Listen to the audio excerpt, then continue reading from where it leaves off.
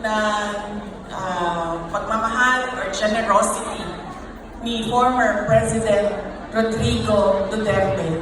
Isa lang ang stand out.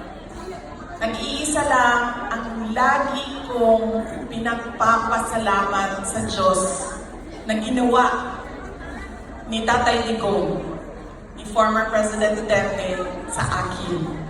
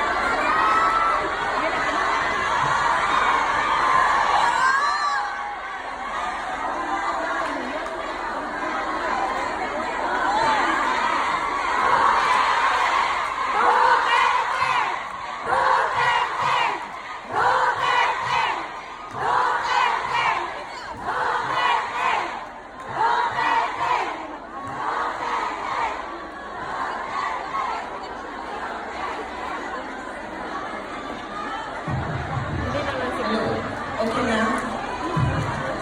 Sir, pakihanap na yung inutusan ni Marcos na patayin na lang.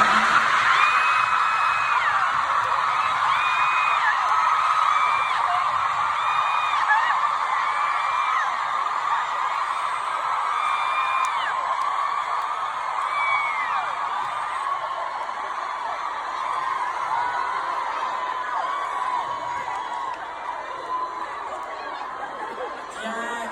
Dahil sa mga ganyan, nakakasuhan ako eh.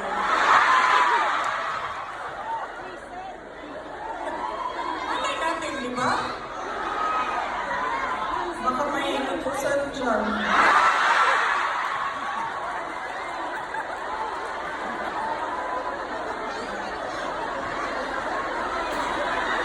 Okay. Isa lang. Ulit-ulit yan pag napapaisip ako sa tatay ko. Binigyan halaga niya at inulit-ulit niya sa akin ang kahalagahan ng edukasyon. Hindi niya ako tinigilan. Alam niyo, si PRD, yun pong mga nasa harap, kailangan niyo po umupo kasi hindi makakita yung nasa likod.